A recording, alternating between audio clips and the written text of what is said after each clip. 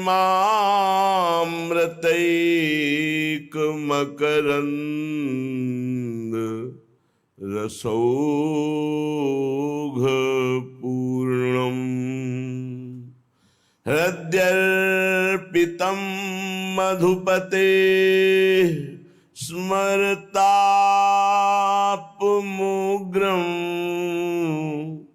निर्वापयत् परम शीतलमाश्रयामि निर्वापयत् परम शीतलमाश्रयामि। चलते हैं श्रीमद् भागवत महापुराण, जो भगवान श्री कृष्ण का वाङ्मय स्वरूप है। प्रसंग चल रहा है, भगवान ब्रह्मा जी सृष्टि रचना में देखा कि सफलता प्राप्त नहीं हो रही, तो एकदम क्रोध आ गया, भ्रकुटी चढ़ गई और भ्रकुटी से एक बालक जैसा प्रकट हुआ। वह प्रकट होकर रुदन करने लगा, तो ब्रह्मा जी ने उनका नाम रखा नील लोहित रुद्र। भगवान देवादिदेव महादेव का प्रादुर्भाव श्रीमद् भागवत के अनुसार ब्रह्मा जी की भ्रकुटी मध्य से हुआ। नारायण की नाभि कमल से ब्रह्मा जी की भ्रकुटी मध्य से नील लोहित भगवान शंकर 11 रुद्रों के रूप में कल सुना आपने, और उनकी 11 दैवी शक्तियां रुद्राणी। भगवान ब्रह्मा जी ने आदेश किया कि हे वत्स, आप परम ज्योति स्वरूप हैं, ब्रह्म स्वरूप हैं, आप सृष्टि रचना करें। अब भगवान रुद्र की सृष्टि तो सर्वविनाशकारी देवता, संहारकारी, लय करने वाले,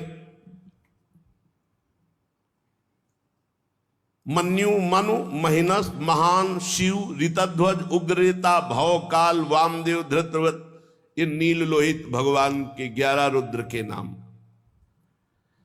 और धी वृत्ति उष्णा उमा नियुत सर्पी इला अंबिका इरावती सुधा दीक्षा, ये 11 रुद्राणियां। अब जो सृष्टि की वो बड़ी भयानक थी, सबका नाश करने वाली। रुद्र भगवान की ऐसी सृष्टि है, ये तो सब नष्ट कर देंगे। काहे सर्वांतर्यामी ज्योतिष स्वरूप देवादिदेव, आप तपस्या करो, बंद कर दो सृष्टि। अपनी सृष्टि बंद करे, भूत प्रेत नाना प्रकार के भयंकर ये सृष्टि महादेव जी ने रची। कहा महादेव जी आप सृष्टि बंद कर दो, आप ध्यानस्थ रहो, आप तपस्या करो महाराज। भगवान रुद्र ने कहा जैसी आज्ञा, और वो निरंतर समाधिस्थ रहने। 88 हजार वर्ष की समाधि भगवान शिव की। शंकर सहज स्वरूप संहारा, लाग समाधि अखंड पारा। देवाधिदेव बड़े मंगल मूर्ति, बड़े करुणा में, बहुत जल्दी प्रसन्न हो जाने वाले, प्रसन्न होकर भगवत चरणारविंद की अद्भुत प्रेम लक्षणा भक्ति प्रदान करने वाले। किसी भी जन्म में सही अगर भगवान शंकर की आराधना हुई है तो ही भगवान की भक्ति मिलेगी, अन्यथा नहीं। अयोध्या वासियों से भगवान श्री राम सबको बुलाकर बिठाकर कह रहे हैं, एक मैं चक्रवर्ती सम्राट राजा की तरह नहीं बोल रहा हूं, मैं हृदय की बात कह रहा हूं। सबई कहूं कर जोरी, हाथ जोड़कर कह रहा हूं, शंकर भजन बिना नर भगत न पावे मोरी। और एक गुपुत मत सबहि कहूं कर जोरी, शंकर भजन बिना नर भगत न पावे मोरी। मैं हाथ जोड़कर एक गुप्त बात कहता हूं, यदि भगवान शंकर की कृपा नहीं हुई तो विशुद्ध भक्ति मेरी कोई नहीं प्राप्त कर सकता। शिवद्रोही मम दास कहावा, सो नर मोह सपने नहीं भावा। भगवान शंकर परम वैष्णवाचार्य देवाधिदेव जब कृपा करते हैं तो प्रिया प्रीतम की भक्ति प्रदान करते हैं, हरि की भक्ति प्रदान करते हैं। अपने को उन्हीं की कृपा कटाक्ष से प्राप्त हुआ है। अपने जानते भी नहीं थे क्या है वृंदावन, क्या है प्रिया प्रीतम। उन्हीं ने नरसिंह मेहता को सीधे रास में भगवान शंकर ने, पूज्य राधा बाबा बाल्यावस्था में भगवान शंकर की आराधना, उसका फल अंतिम जीवन के पलों में राधा राधा राधा राधा राधा। जा पर कृपा न करहि पुरारी, सो न पाव मुनि भगति हमारी। जिस पर भगवान शंकर कृपा नहीं करते वो भगवान की विशुद्ध भक्ति प्राप्त नहीं कर सकता। अगर इस जन्म में प्राप्त है और भगवान शंकर की आराधना नहीं की तो किसी जन्म में बनी है भगवान शिव की आराधना। बिना भगवान शिव की आराधना के हरि भक्ति प्राप्त नहीं होती। तो कोई ऐसा न समझे कि बड़े भयंकर देवता हैं, भयंकर भी हैं और शंकर भी हैं। शिव कल्याण स्वरूप और इतने सुंदर हैं, हम आपको क्या बताएं, क्योंकि जो स्वाद ली हुई बात होती है वो देखी जाती है। इतने भयंकर है कि हम तुम्हें क्या बताएं, और इतने सुंदर हैं कि पूछो मत। कर्पूर गौरम करुणावतारम, साक्षात करुणा बपू, गौरांग गंगाधर, तेज राशि, करुणा बरसती है। भगवान शिव के दो रूप हैं, एक बड़ा शांत प्रसन्न और एक बड़ा घोर। अगर उस रूप में आते हैं तो विश्व का प्रलय उन्हीं से होता है, संहार लीला उन्हीं से होती है। तो जब ब्रह्मा जी ने आज्ञा करी तो भगवान रुद्र अखंड तपस्या में संलग्न हो गए।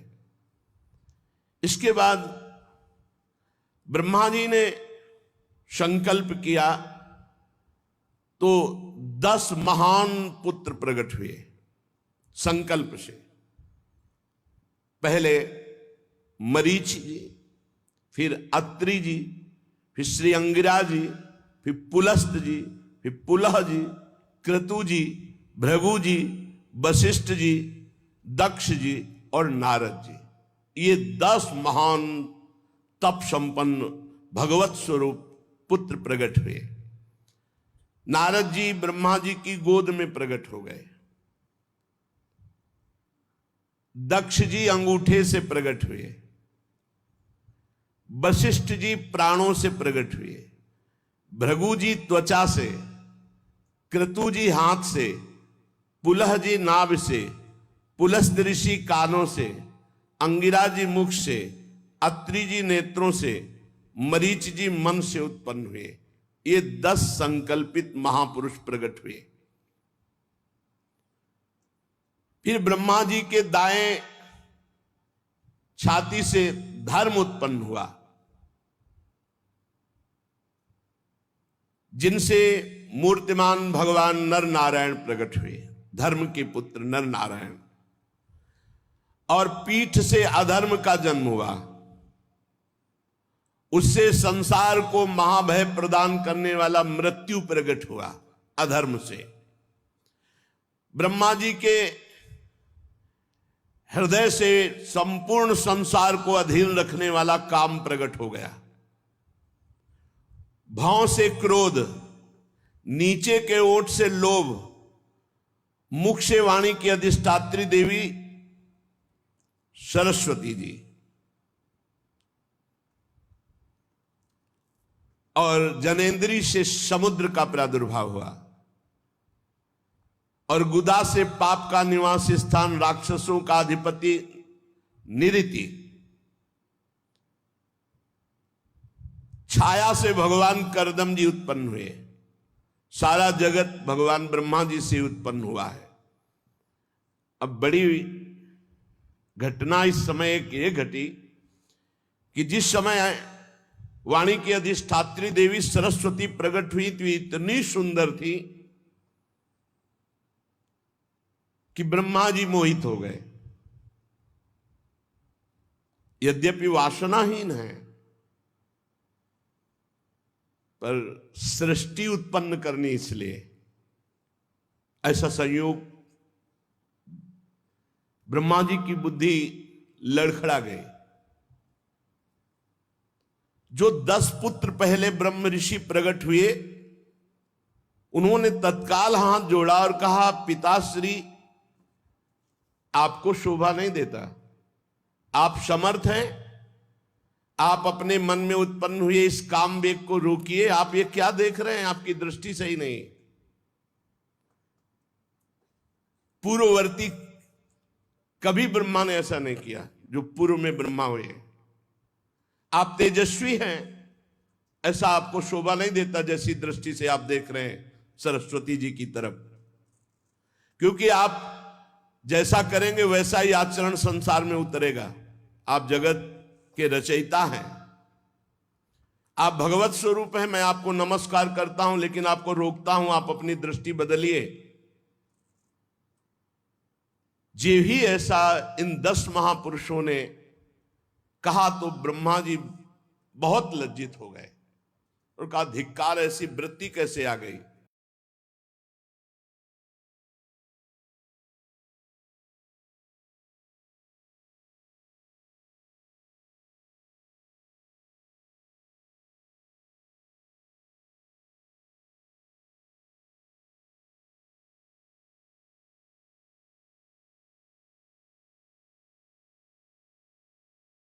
तत्काल भयानक कोहरा, अंधकार, काम इनके रूप में प्रकट हुआ। चूंकि ये सृष्टि करनी थी, इसलिए ऐसा संकल्प हुआ। कुहरा, अज्ञान, अंधकार, काम। इसीलिए जब काम सवार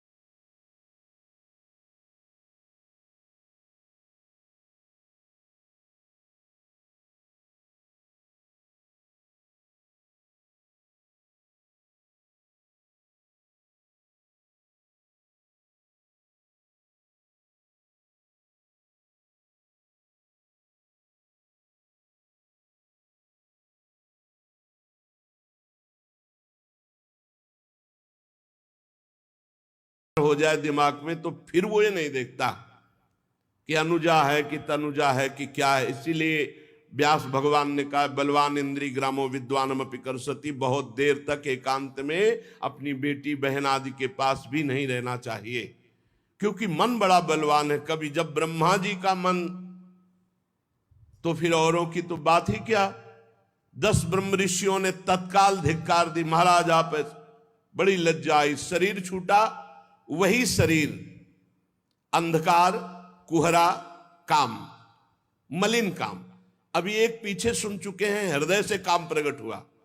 एक काम को भगवान का स्वरूप माना गया है, जो धर्मयुक्त काम है उसे भगवान का स्वरूप माना गया है।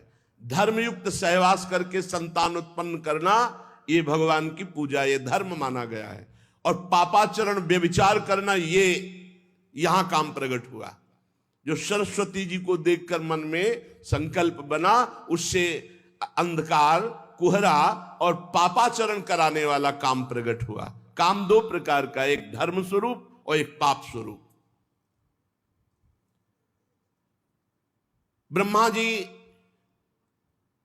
जो ही वो शरीर छूटा, नया शरीर धारण किया, क्योंकि तेजो में भगवत स्वरूप है। उसी समय ब्रह्मा जी के 4 मुखों से 4 वेदों का प्रादुर्भाव हुआ। उपवेद, न्याय शास्त्र, होता, उद्गाता, अध्वर्यु, ब्रह्मा, इन 4 ऋत्विजों के साथ कर्म, यज्ञों का विस्तार, धर्म के 4 चरण, 4 आश्रम, उनकी वृत्तियां, ये सब ब्रह्मा जी के मुख से उत्पन्न हुई। ब्रह्मा जी ने अपने पूर्व, दक्षिण, पश्चिम, उत्तर के मुख से, पूर्व से ऋग्वेद, दक्षिण से यजुर्वेद, पश्चिम से सामवेद और उत्तर के मुख से अथर्ववेद का प्रादुर्भाव किया। ऋग्वेद, यजुर्वेद, सामवेद, अथर्ववेद, 4 वेद प्रकट हुए ब्रह्मा जी के मुख से। फिर क्रम से शास्त्र, होता का कर्म, इज्जा, अधिवर्य का कर्म, स्तुत, स्तोम, उद्गाता का कर्म और प्रायश्चित, ब्रह्मा का कर्म, ये 4 कर्म प्रकट हुए। फिर ब्रह्मा जी के 4 मुखों से आयुर्वेद, चिकित्सा शास्त्र, धनुर्वेद, शस्त्र विद्या, गांधर्व वेद, संगीत विद्या, स्थापत्य वेद, शिल्प विद्या, ये 4 उपवेद प्रकट हुए। ऋग्वेद, यजुर्वेद, सामवेद, अथर्ववेद, 4 वेद, और आयुर्वेद, धनुर्वेद, गांधर्व वेद और स्थापत्य वेद, ये 4 उपवेद प्रकट हुए। फिर सर्वदर्शी भगवान ब्रह्मा ने अपने 4 मुखों से इतिहास, पुराण रूप 5वां वेद प्रकट किया। फिर षोडशी और उक्त, चयन और अग्निष्टोम, आप्तोर्याम और अतिरात्र, वाजपेयी और गोशव, ये यज्ञ प्रकट किए। फिर विद्या, दान, तपस्या और सत्य, ये धर्म के 4 चरण हैं। विद्या, दान, तपस्या और सत्य, ये धर्म के 4 चरण प्रकट किए। फिर सावित्रम प्राजापत्यम च ब्राह्मम चाथ बृहत तथा वार्ता संचय शालीन शीलोंच इति वै गृहे, सावित्र वृत्ति प्रकट की। सावित्र कहते हैं जब यज्ञोपवीत संस्कार कराया जाता है और गायत्री मंत्र का उपदेश किया जाता है, तो उसे 3 दिन तक ब्रह्मचर्य रहकर गायत्री का अनुष्ठान करने को सावित्र कहते हैं। फिर प्राजापत्य, अगर वो आगे बढ़ना चाहता है तो 1 वर्ष का ब्रह्मचर्य और गायत्री अनुष्ठान दिया जाता है। फिर ब्राह्म, वेदाध्ययन की समाप्ति तक, जब तक पाणि ग्रहण न हो तब तक अखंड ब्रह्मचर्य, गायत्री अनुष्ठान और वेदों का स्वाध्याय है, इसे ब्राह्म। और फिर बृहत, बृहत आजीवन नैष्ठिक बाल ब्रह्मचारी, कभी भी कोई भी संयोग नहीं करूंगा, आजीवन ब्रह्मचारी रहूंगा। ये आयु पर्यंत रहने वाले ब्रह्मचर्य को बृहद, ये चार वृत्तियां ब्रह्मचारी की प्रकट की। सावित्र, प्राजापत्य, ब्राह्म और बृहद। इनमें सावित्र, प्राजापत्य और ब्राह्म तो गृहस्थ में जा सकते हैं, लेकिन बृहद आजीवन नैष्ठिक ब्रह्मचारी। बड़ी महिमा है आजीवन नैष्ठिक ब्रह्मचर्य की। ये चार वृत्तियां चारों मुख से ब्रह्मा जी ने ब्रह्मचारी की प्रकट की, और चार वृत्तियां गृहस्थ की प्रकट की।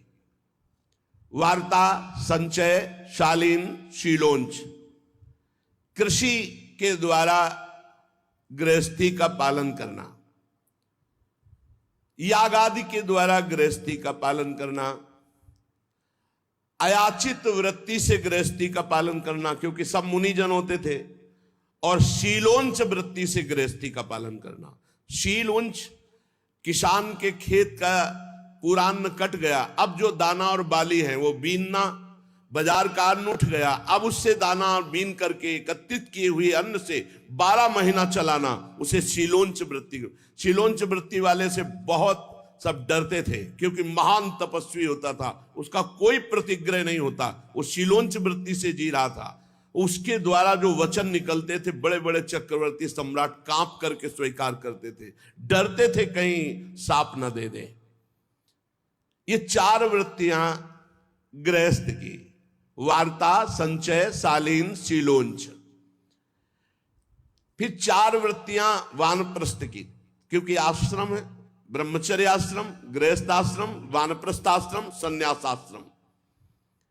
वैखानस, बालखिल्य, औदुंबर और फेनप। वैखानस बिना ज्योति बोई भूमि से उत्पन्न हुए फल आदि पदार्थों से आजीवन निर्वाह करना वानप्रस्थ, इसे वैखानस कहते हैं। वानप्रस्थ की वैखानस वृत्ति। नवीन भोजन अन्न मिल जाने पर पुराने अन्न का संपूर्ण त्याग कर देना, ये वालखिल्य वृत्ति।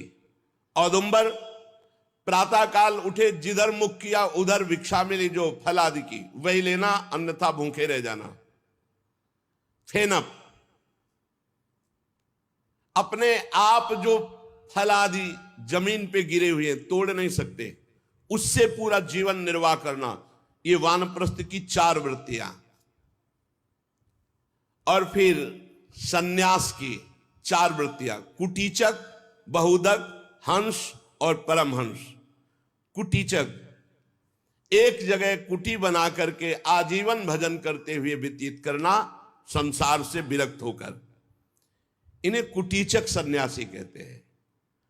और बृहदक, एकमात्र तत्व की तरफ दृष्टि रखते हुए शरीर से निरपेक्ष, जैसे भरण पोषण, कोई परवाह नहीं, बस तत्व दृष्टि।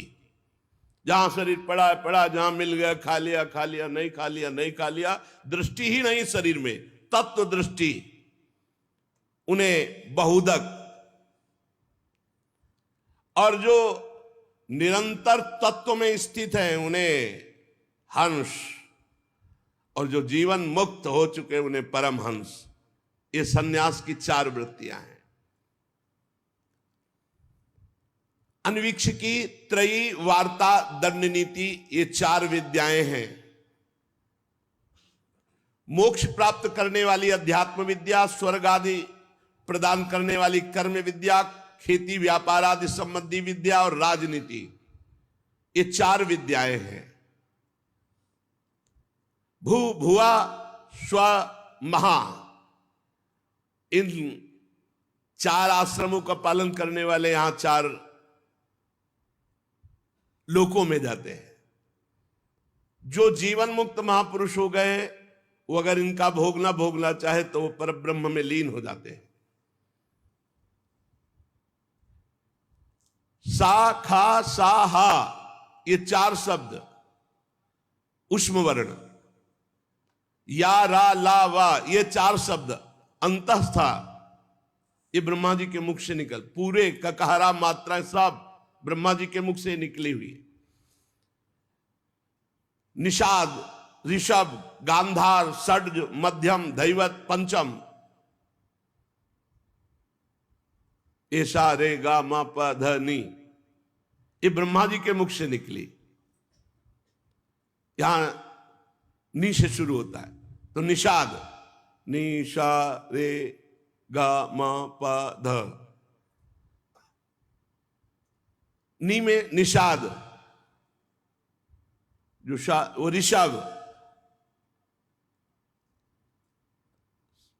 सा में षडज, रा में ऋषभ, गा में गांधार, मा में मध्यम, धा में धैवत, पा में पंचम।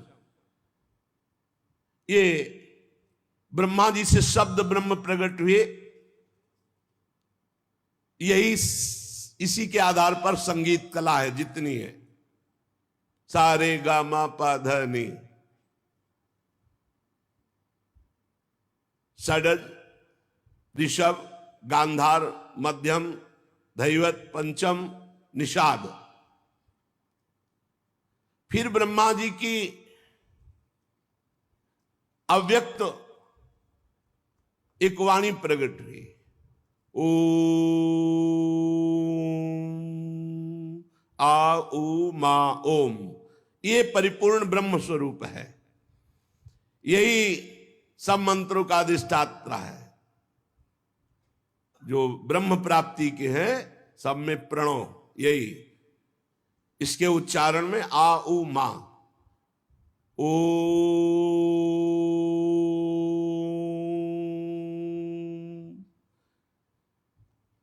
विदुर जी, ये परम पवित्र सृष्टि भगवान ब्रह्मा ने प्रकट की। मरीच आदि ऋषियों से कहा कि सृष्टि विस्तार करो, पर कुछ खास प्रजा की वृद्धि नहीं हो रही थी, तो बहुत चिंतित हो रहे थे। इसी समय ब्रह्मा जी के शरीर के दो भाग हो गए। दाहिने भाग से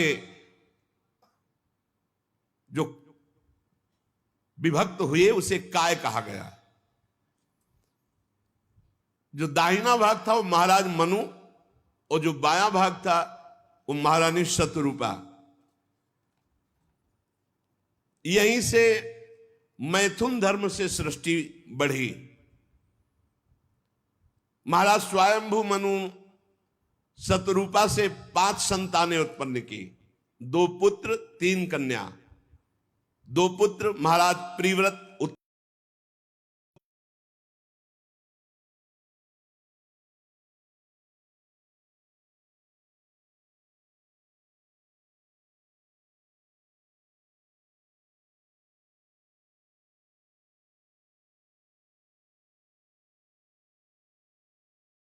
आहुति, देहुति, प्रसूति, इन्हीं से पूरा संसार सब भरा है। श्री सुखदेव जी कहते हैं, महाराज परीक्षित, मुनिवर मैत्री जी के मुख से परम पुण्यमयी कथा सुनकर श्री विदुर जी ने पूछा कि फिर क्या हुआ जब मन शतरूपा जी प्रकट हुए। विदुर जी ने कहा, स्वयंभू ब्रह्मा जी के प्रिय पुत्र महाराज मनु ने अपनी प्रिय पत्नी शतरूपा को प्राप्त करके ब्रह्मा जी की आज्ञा हुई, सृष्टि बढ़ाओ। उन्होंने विचार किया कि सृष्टि जल में तो बढ़ेगी नहीं, यहां तो सब जल ही जल है, सृष्टि कैसे बढ़ेगी। ब्रह्मा जी से कहा, हे जन्मदाता, आपकी आज्ञा हुई सृष्टि बढ़ाऊं, पर सृष्टि के रुकने की व्यवस्था और जीविका की व्यवस्था के लिए तो केवल जल ही जल है, इसमें सृष्टि कैसे होगी। मैथुन धर्म से सृष्टि कैसे टिकेगी। नमस्कार है आपको, आप कोई उपाय कीजिए, तब आप हम आपकी आज्ञा का पालन करें। ब्रह्मा जी ने कहा, तुम दोनों का परम कल्याण हो, मैं बहुत प्रसन्न हूं, क्योंकि जो पुत्र अपने पिता से कहता है कि मैं आपकी आज्ञा का पालन करूंगा, इससे बड़ी पितृ भक्ति और कोई नहीं हो सकती। जो अपनी पिता की आज्ञा का पालन करता है, इससे बड़ी कोई पूजा नहीं हो सकती अपने पिता की। तुम हमारी आज्ञा का आदर पूर्वक पालन करना चाहते हो, धर्म पूर्वक तुम अपनी पत्नी से पुत्र उत्पन्न करो, ये श्री हरि की सृष्टि परक आराधना होगी। इसीलिए जो लोग गृहस्थ कहते हैं कि हम तो गृहस्थ हैं, हमसे नहीं, तुम्हारी भी आराधना है। जैसे निवृत्ति परक भजनानंदी महात्मा साधन भजन समाधि के द्वारा भगवान को प्राप्त करता है, ऐसे आप संतान उत्पन्न करते हुए, संतान का धर्म पूर्वक पालन करते हुए, भगवान नाम जप करते हुए आप गृहस्थी से भगवान को प्राप्त करेंगे। देखो यहां कह रहे हैं ये श्री हरि की आराधना है।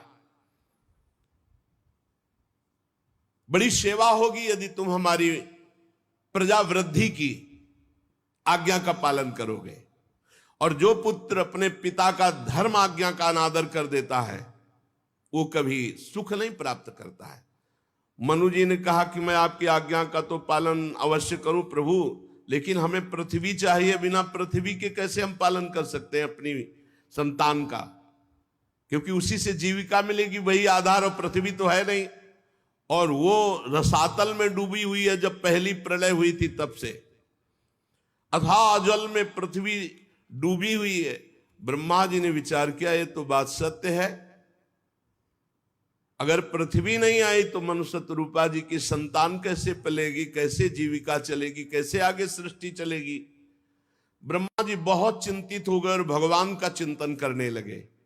जेवी भगवान का चिंतन किया तो ब्रह्मा जी के नासा छिद्र से एक छोटा सा जीव निकला।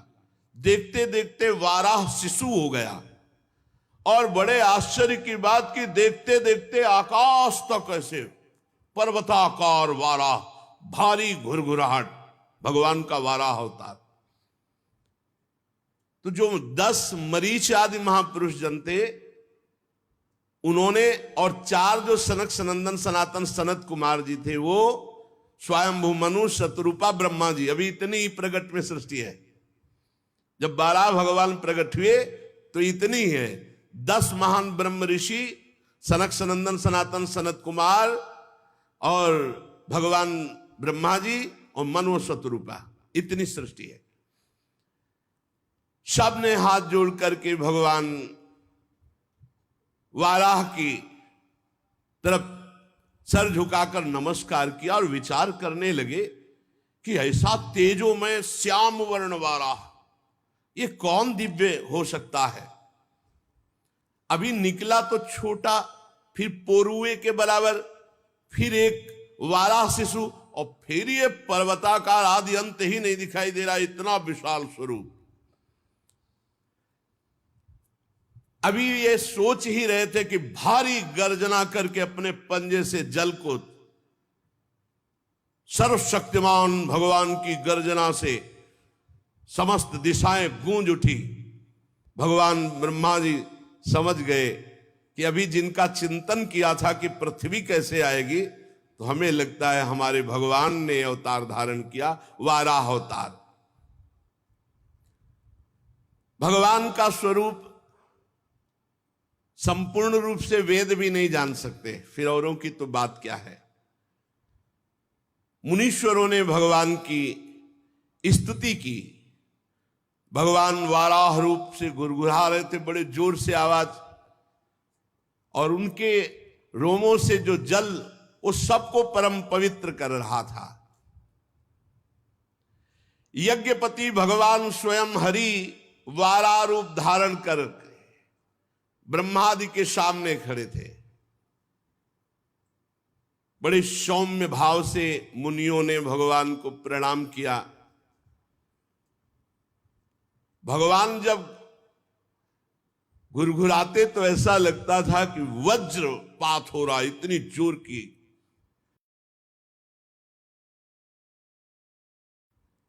और जब पंजे मारते तो ऐसा मानो ज्वार भाटा, समुद्र मानो पुकारने लगा, हे यज्ञेश्वर मेरी रक्षा करो प्रभु, मैं आपका ये प्रहार नहीं सह सकता। यज्ञ